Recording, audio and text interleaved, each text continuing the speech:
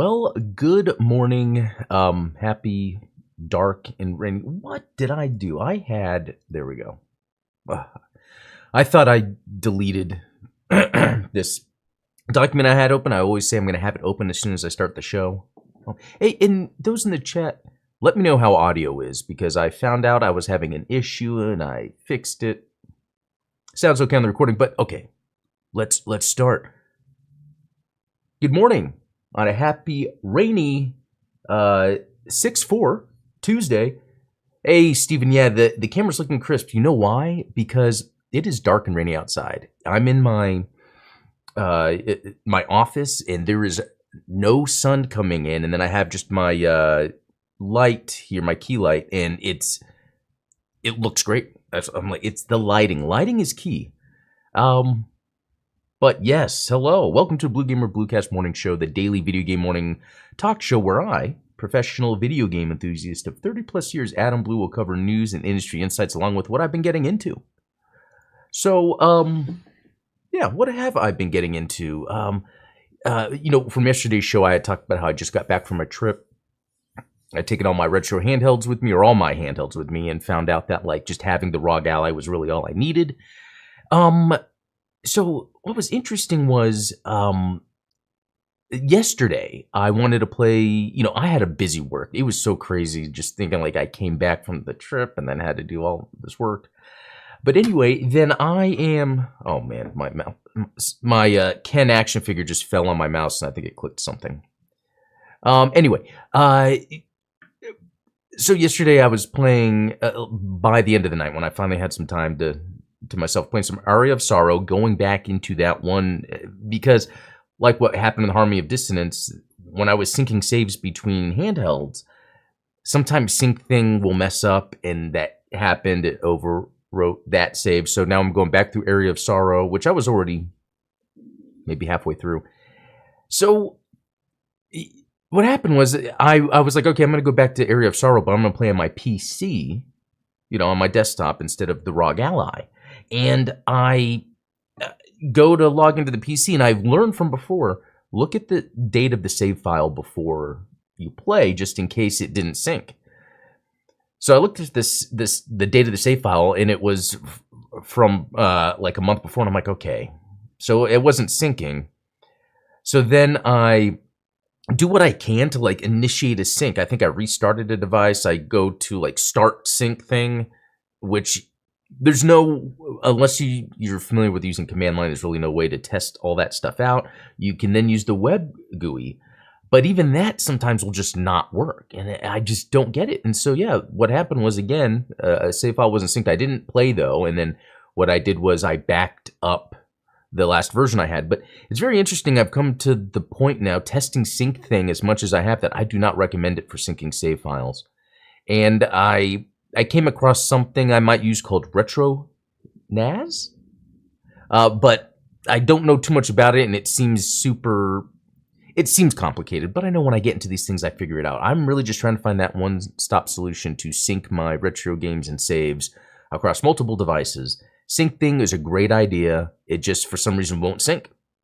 And it's funny because when I type in sync thing won't, and then all these KB articles of so many people having issues. So it's like, okay, maybe this tool does work fine, but it's made in a way that it's very hard for the average person to use it, I guess, because it's based in Linux. A lot of people that are, and when I say that, it's like developed in people that are using Linux, and the mindset around how you interface with it, command line, it's all Linux stuff. So, or I think there's a more specific term than me saying Linux, but yeah, other than that, I didn't play any of the video games, but I did get further progress on my Richter Belmont, which is turning out nice. I am using the Jada Toys. I think we talked about this before, the Feilong, but I'm also using a Ryu head, and I just, changed out the bandana by removing the hair at the top. It's a separate piece. And anyway, this is turning out way more like what I want. I'm still working on it, trying to nail down how to get the boots on. I just threw it across the floor because I have to like whittle this down just enough to be able to fit this in, but I also have to look at the scale of the shoe versus the guy. There's a lot of weird scaling things because it's like different 1/12 action figures. Anyway, that I'm hoping to get this done here pretty soon. So that's pretty cool. And Rogue New Type, good to see you. Glad you joined as well. And then so the other thing that I haven't gotten to that I'm going to try to today is in Call of Duty. They have those Gundam skins. I want to try that out. I think I want to make a video about it. We'll see, because I thought they were already out, and then I went to go check, and they weren't, and maybe they are by now. I don't know. I've had, like I said, a busy weekend. Okay, so yeah, I think let me look around my desk/work area. Is there anything video game related I got into? No, I think that's it. I think we can jump into news. So yeah, let's press the button to do that. Okay. So a couple things I found. One, this has to do with Game Fest, Summer Game Fest, Jeff Keighley's Summer Game Fest, largely focused on announced games coming this year. And this isn't too big of a deal, really, but the idea is to set the expectation, even for me to set the expectation for myself, that the Summer Game Fest is not necessarily going to show new games or crazy announcements. It's really just more of an update of what's already been going on. I mean, would he then not say? But he has in the past, like with the Video Game Awards, said, hey, we got some big reveals. I mean, because usually he would even go as far as like saying, oh yeah, some amazing reveal, and then and it's okay, a little hyped. So by playing it low key like that, makes it seem like it could be pretty neat. I'm just excited for this time of year. We don't have E3 anymore, and I loved looking forward to E3, watching E3. And then I decided it depends on the time, but I'm going to try to live stream when these live streams are happening and just talk over it, just to give my 2 cents on these things. I got to look at a schedule and put it on my calendar. If I don't put it on my calendar, it's not going to happen. Let's see, what was the other one? Prime Video confirms its next video game adaptation after Fallout, and the stakes are high. So it's Yakuza, which, to me, if you're gonna make a video game into a series, Yakuza is so easy. Sorry, there's a fly. So easy to do it like that. Because it just lends itself to that. I mean, I've played these games. There is a lot of story, dialogue, talking. You could just get whatever you wanted from that and then translate it to game. There's not much about the Like a Dragon series that makes it where, okay, how do we translate this game mechanic into a story? Because these are story driven. So when I see something like this isn't like truly adapting a video game to a TV series. It's taking, I mean, it is, but I just mean it's not like taking something. What is a good example? Like, well, I think Minecraft is a good example. I'm curious how they're going to do that Minecraft, because they really have to think about how the story is going to be, so that as you're watching the Minecraft movie or series or whatever it's going to be, you kind of can connect with the whole thought of what the game mechanics are, and that's being in a world, exploring, creating. If they can nail that aspect down, then it has that essence of Minecraft. But that's the other thing, and I think that's why Yakuza works, is it's like you don't need to play a game for a show to be good. Like The Last of Us is really good. You don't need to play that game. Although I've played the game, so The Last of Us show is not for me because I know what I'm getting into. I think there are some obvious things that, like we see a lot of fighting games made into movies, and I think those typically do a little better, but I think they could go further. I think one of my favorite video game adaptations to a movie that I don't think a lot of people talk about is the Dead or Alive movie. I thought they did well because they had people wear the similar costumes. They kept the story kind of similar in the tone. It was a fun, quick movie. So,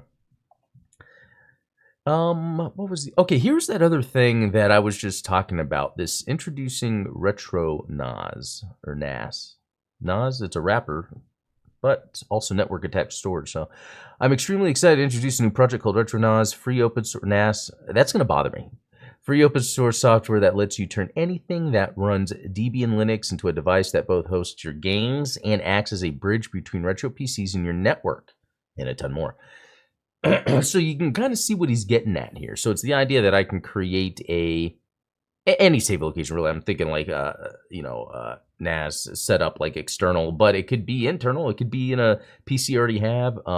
I also have a Raspberry Pi I'm not using, and the idea is to create this sort of like centralized storage location through Debian. It kind of allows some certain services that they've come out with, and because I really want that persistent online access to something. When you have something like SyncThing having to run as a service, I just feel like from what I've experienced, sometimes it just doesn't run and it's not syncing, and then I don't want to deal with that anymore. So I really want to look into this. I feel like if for what I truly want to get done, I may have to put a lot of work into it. So if that's the case with this, that's fine with me. I'm gonna check this whole thing out and see how it works. I mean, look at it. When I see GitHub, that scares me. I know what it is, but I notice a lot of times when I go to GitHub for something, sometimes I don't really know what I'm doing.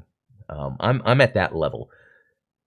I thought this was interesting. Should game developers play video games themselves? I work as an editor at an online game development publication, so the question from the title comes up regularly, one way or another. It would seem that the answer is obvious, but when you look deeper into it, various nuances begin to emerge. For example, I know of situations where artists and programmers don't play games at all, despite being employed on game projects. Even more, some people in the game industry consider video games to be child's play, so they don't even touch them outside of work. There are even stranger reasons. For example, a game designer once told me that he doesn't play games because they hurt the originality of his thoughts. Allegedly, in such a case, he just copies other people's ideas rather than creating something of his own. There are also more adequate reasons. For example, some developers don't play their games because they have seen almost everything there during production, or their projects simply manage to bore them. This is especially true for game testers. So what do you think? Do developers need to play games? Maybe you know some stories from people you know or your team. And yeah, it's very interesting. And maybe, game developers don't have to play a game, but I really think it depends on a bunch of factors. This reminds me of, I'm really into music, and a lot of bands, especially in the metal bands, but I know a lot of musicians do this. When they have the resources available to them to be able to travel to some island for a month and record an album, what they're doing is they're separating themselves from what could be influencing them, and it's almost like an isolation chamber move where, maybe they're in their normal environment, playing music, writing music, whatever. To get that true inspiration, they want to separate themselves from that. So what I think can help in video game development is if you're really trying to zero in on a specific key feature, maybe it's not a big deal that you haven't played some games. But I think depending on maybe the type of game you're wanting to develop, let's say it's an iteration off of something that exists but could be better, it is important to play games and see how other designers have implemented certain mechanics. You could come up with an idea that already exists, and then it's done better somewhere else. And then you could then go and try that yourself, and then be like, well, I would add this, and then make it, and then iterate on it. And I think that's kind of best. So should game developers play video games themselves? I think it depends. At the end of the day, it depends. Because I think it's pretty cool, the idea of someone that's not a game developer, but they want to give someone an experience, so they try their hand at it. It might work, might not. It's cool to get perspectives outside of the norm. So that's pretty interesting. All right, let's jump into some news. Hypercharge. Unboxed sells 40,000 copies in 4 days on Xbox. So I don't know if that's good or not, because I'm always hearing millions.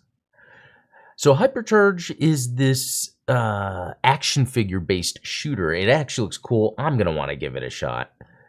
Let's see. Let me look at this a little more. Is my mouse getting slower to me? There's always something I can complain about. Okay. Let's see. The viral game where you play as action figures in a toy store is officially out on Xbox, selling over 40,000 copies in its first 4 days. A dream accomplished for the lead of this indie dev project. That is awesome then. If that's the dream and it's been accomplished, congratulations. That is great news. Let's see. Hypercharge Unbox features online as well as offline co-op for up to 2 to 4 players. The so co-op, that's cool. With cross-platform play, the player needs to team up to gather resources, stronger weapons, and mysteries between the waves of enemies to progress. There are 2 editions of the game available on the Xbox Store. The standard edition provides the base game at $30. The second version is the complete edition of the game, which includes the contents of the standard edition along with the supporter pack, blah, blah, blah, a bunch of stuff. Interesting that the base is $30 and they're seeing a success in sales. Helldivers went through the same thing with a price at $40. I think that's the secret sauce when it comes to pricing games now. And not that a game isn't worth $70, but just the way the economy is right now, people are looking at the $70 to decide what to spend it on. And I think that's what's going to be great for this new Elden Ring expansion. It's $40. Yet it's going to be apparently the size of the original Elden Ring. So that's pretty insane. I think what we're seeing here is price... you can have a free-to-play game, but a lot of times it needs to have free-to-play aspects to make it make sense. So the next step is to just make the game maybe not a $70 game. I don't know. I mean, I think Sony could have got away with Helldivers 2 being $70. I'm glad they didn't. Yeah, very interesting. I want to check this out. It's another shooter, but I like how they talk about getting resources and stuff, so that could have some interesting stuff in it. Yeah, we'll check that out. Okay, moving on. Oh, and look real quick in the chat, you guys are active. Ultronymous just saying getting people who didn't like comics to make comics did not exactly pan out most of the time. That's interesting too, because sometimes the art form really requires, it's almost like a gathering of the minds. Like, here's an art form. Here's, as a group, what we've deemed, works, which you can go outside the norm. And that reminds me of something kind of unrelated, but kind of related, dreams. So when I first heard about dream interpretation being a thing, a lot of that didn't make sense, because you could say, okay, a horse in a dream means anything. It means I'm getting a pool on Tuesday. I mean, it's like, how do you know what something means? And from what I've found out, it's been thousands of years of people that are really into dreams coming to a consensus of what something must mean based on experience of, okay, I dreamed about this impact happened in my life. I dreamed about this, and then over thousands of years, and I say thousands because, I mean, some of this stuff is in the Bible when it comes to dreams. But anyway, it's just interesting that when it comes to dream interpretation over time, there's just kind of this way to do it. Maybe that's the same with comics and video games to an extent, but it's always cool to have people think outside the norm too. Rogue New Type, but how would they know what gamers want if they don't play games themselves? And I think that's another great point too. Because what if with these, I look at the game like Concord, right? That I feel like I feel bad saying this, but I feel like it's a failure. Like, I don't know. I haven't played it, but just what they're presenting to me first was a cinematic. It's like, nah, I'm not spending money on a game to watch something. Maybe some people are. But then once they showed the gameplay, it's like, well, it just looks like a FPS. I mean, that's not really it's just these quirky FPS guys with, abilities and moves. They thought they knew what gamers wanted, because these are like ex-Bungie devs, some other devs, that worked on Destiny or something like that. And it's like, okay, we're good at this. Let's keep doing this. But is that actually what the gamers want? I think that's very interesting. From Steven, I think a small buy-in plus DLC or microtransactions is the best of both worlds. Yeah, exactly. I think Helldivers 2 did it awesome. I paid $40 to play that game. I was playing it so much, I paid that extra $20 that would have been that special edition or whatever to get the other stuff. Yeah, it's really a good way to go about it. Okay, MSI announces a mid-gen refresh for the Claw. So this is interesting. The Claw is their, the MSI handheld, the ROG Ally X just got revealed or announced officially. So we're seeing that these companies aren't stopping production of these handhelds. These handhelds are getting out of control, and I don't announce them here, and maybe I could do that, but there are all these other high-end Windows handhelds now available. Like, it is so common now. I'm telling you, when I look at my computer here, well, it's actually under my desk. I'm not really looking at it. Yeah, I can't even see it. You don't even need it anymore. Pretty soon, these things are going to be so small. I love it, and I just can't wait for them to really make it be about the device, the screen itself, not the controllers. Make that just optional attachments. I know I've said that a lot. I need to do that video I keep talking about where I break down what I've seen happen, what I've seen working, what companies are investing in. Let's see. So June 4th, which is today, and that's 9:30 a.m., but that's Nangang time. So I don't know what time that is. So yeah, just cool to get some more information on yet another. And that's what's interesting. They're doing mid-gen refreshes. It's not like these companies are doing whole new ones, or it's there are new companies doing new ones, but it's more of like these companies are seeing the value and to continue and iterate on this. I mean, that says a lot about where the industry's going. All right. Okay, Outrage Fight Fest, the world's first 16-player beat-em-up, is out on PC next month. Wow. Okay, let's look at this. It even says there's a demo. Okay, set to be released on early access on Steam on July 16th. The game is the debut offering from UK studio Hardball Games, whose team previously worked on such titles as Split Second, Pure, CSR Racing. Huh. So, racing veterans. Let's see. Set in a reality parallel to our own, a rare serum is discovered that gives you temporary invulnerability and superhuman strength, paving the way for the craziest punch-up on the planet. The game's description reads, a mysterious, eccentric billionaire will grant you entry to the fist-fighting showdown in exchange for the rights to harvest your rage. Okay. It's a 16-player battle royale, free-for-all, and team-based. Okay, so I'm curious now. Okay, so I'm getting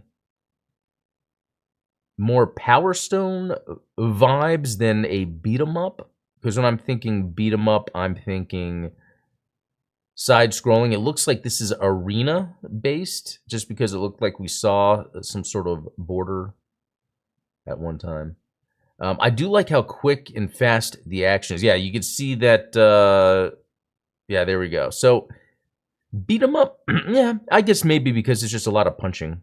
But it could just be an action battle royale. That was that other one that came out. Oh, what was that one? Brawl Stars or something like that. It was hyped up quite a bit. Came out, no one really cared. It was kind of like the same thing.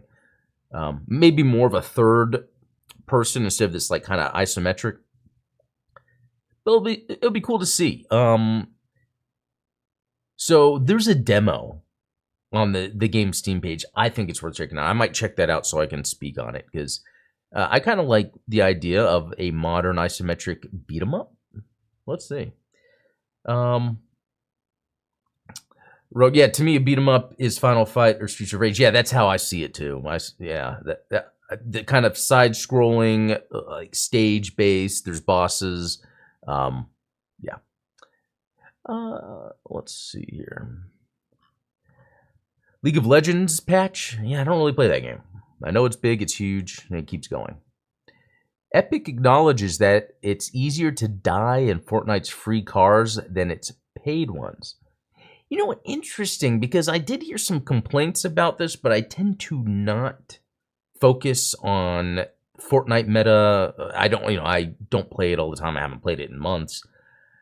And I just remember hearing something about and that maybe I should try the new way it is. It's kind of like Mad Max. I think they did it on purpose, where it's just car action across the entire map. But apparently there are pay cars. That's interesting. And yeah, I've heard people saying it just kind of ruins the experience. using the cars. Huh. Interesting. It's cool that they're trying new things like this, but interesting that it became a pay-to-win situation, and that could have been accidentally. I don't know. All right, Content Warning has sold 2.2 million units, so that is really good. This Content Warning is pretty neat. It's basically like a first-person camera game. The idea is someone holds a camera and hits record, and then you go into some haunted places and crazy stuff happens. There's giant spiders, bugs, monsters, enemies. And then what you do is you have to then escape and get back, and then everyone can watch the video together. So kind of a neat idea. Good to see something creative like that. And look, something creative like that sells. That's all it takes. Although what's very interesting, this is almost like a content creator game. It's called Content Warning, and it really is more of like the loop is creating content. It's interesting. Yeah, we saw that about Like a Dragon. I don't know what that is.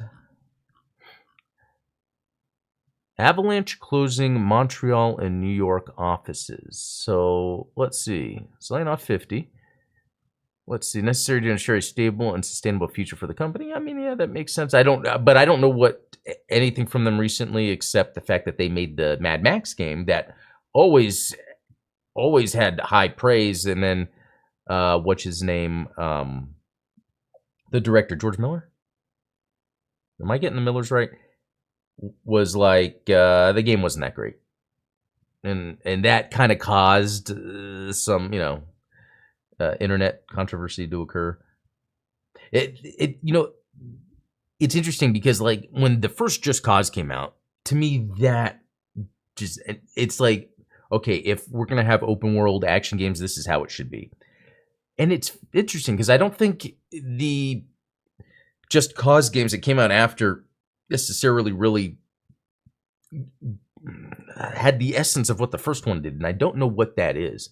I always think it has to do with limitations when they were developing, and then once you get to the second, third sequel, sometimes you can kind of go all out, and then it kind of removes yourself from the original intent. I don't know. Let's see here. Yeah, Like a Dragon news. That's going to be crazy. That Metaphor game, June 7th, like Persona devs. It's an Atlas joint, not my thing. World of Warcraft getting a beta of another expansion. That's crazy. How long that game has been around. Rusty Rabbit. NetEase game. Never heard of that. Anything else? That might be it, because yeah, now we're getting into some news that I've already spoke about. Yeah, this is from yesterday. Animated series, yeah. So yeah, not too much news, but that's okay because like we're near time anyway. But yeah, not too much interesting news really. I think the big takeaway is that we have some game showcases I think coming later this week. I don't know. Other than the Call of Duty Gundam stuff, I don't know what I'm going to be jumping into. I haven't gotten back into V Rising since I've been back from out of town, and I want to do that. I don't know. So just I don't even know how I'm going to title this one. It was just kind of like a lame, boring news morning. So anyway, thanks all for watching. I will be doing this again tomorrow. So until then, be cool.